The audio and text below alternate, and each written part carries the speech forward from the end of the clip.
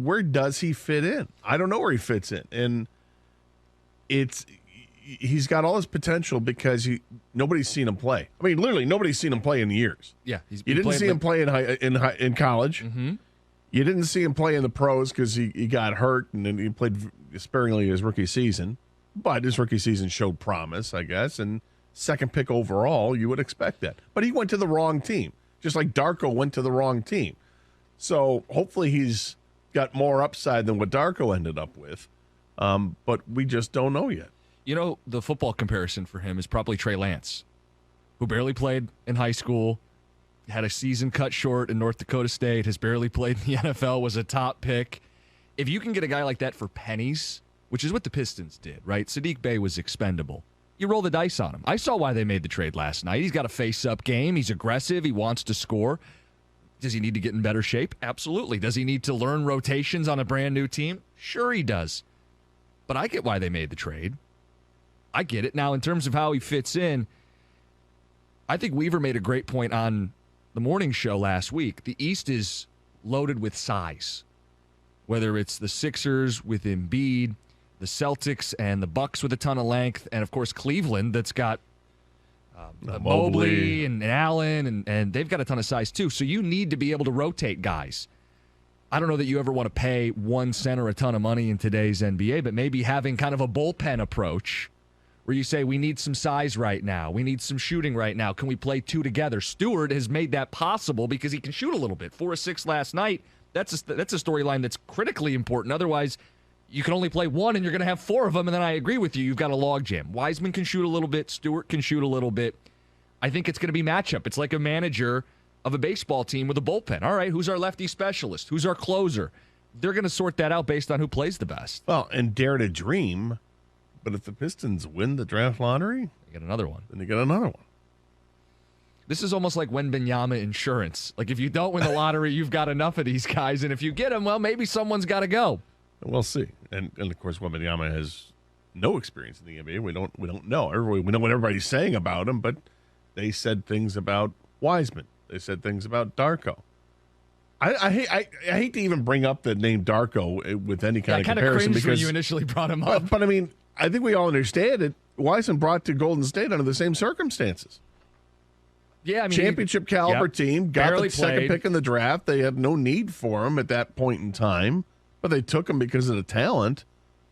And he doesn't really get a chance to play much. And then the second year he's hurt. I mean, that is Darko, but hopefully better than what Darko ended up being. Well, because I asked Kang pre-show, I said, what was the mood on this show? Did you guys like the trade, not like the trade? And Kang, you said it was like a 51% deal, right? You guys weren't enamored with it. I'm curious if you feel any differently after seeing him make his debut. And we'll throw that out to people, 248-539-9797. We've got the football questions coming at 10:30.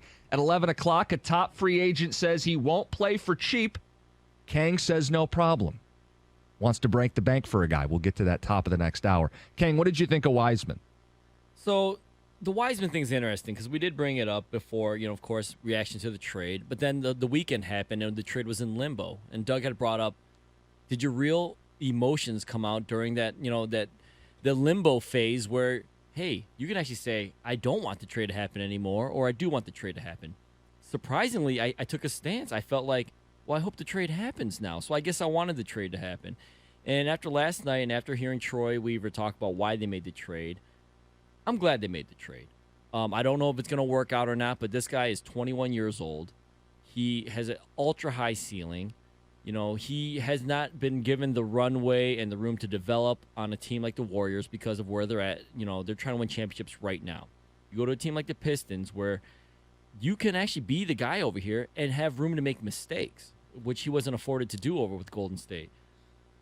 The only issue I have is the logjam of big men. I guess that will sort itself out. But you let them sort that out. Exactly. That's gonna sort itself out, and then someone's gonna shake out of this. And I'm assuming Weaver wants Wiseman to be one of those guys next to Duren, right? Yeah. So, but the potential's there, and I see it. I think it's worth a shot. At worst, you lose an inconsistent, I would say, Sadiq Bey. Offensively, he definitely has his nights. Defensively, it wasn't there enough. They saw enough where they were like, you know what? Let's go after this Wiseman guy. Because let's be honest, although the league is turning away from big men, there are less of quality big men than there are, wing players, right, and guards. So if you want to go get another wing or guard, there's more room to go look for those guys than there is maybe a Wiseman who could develop. Last year they got Bagley, and the idea was the Kings weren't using him right. They get Wiseman, and the idea is the Warriors weren't using him at all. And this is what you do when you're a bad team. You try to find guys who you can take from reclamation projects to cornerstone pieces. Now, eventually, you got to get to the point where you're building a team. You're not just collecting a bunch of assets. But in a year where Cade's hurt and the season's lost, throw Wiseman a bunch of minutes the rest of the season. See what you have. Why not? Because I think with Saddiq Bey, whether you loved him or thought he was mediocre, we kind of knew what he was. He was a 3-and-D guy who didn't shoot the three all that well, and the D wasn't there. So you go, okay, I don't know what I can do with this guy who's entering the final year of his rookie contract, an older rookie at that. What can I get for him? All right, roll the dice on Wiseman. And last night he showed flashes of why they made the trade. I'm totally fine with the trade. It didn't bother me. I'm always encouraged by untapped potential when you get somebody who was drafted this high, and the Pistons have had a number of these guys throughout the years, it seems. I went through the list off the air with Doug the other day. It's like it was from the years 1982 through 2010. The Pistons had 10 guys who were drafted first overall eventually play for the Pistons. I mean, that's one out of 3 guys who was drafted first overall played for the Pistons at some point in time. It's really amazing. Yeah, no, they just kept going. Oh, Joe Smith, yeah, come on. Yep. There you are. Yeah, Chris Webber, come on back. We got room for you. Yeah. Hey, Derrick Rose and Blake Griffin, hell yeah. I didn't realize that. You're right. It's really amazing when you look Kwame Brown. Yeah, Kwame Brown. He was another one, yeah. So it was just an interesting little list that you can put together. But you don't want a menagerie, right? Yeah. You want a team. Yep. And at some point, these guys better start playing like a team, because the novelty of checking in on the new guy who just got traded, you said right off the bat, that's the only reason you watched last night. Same here. The only reason I watched last night was to see him.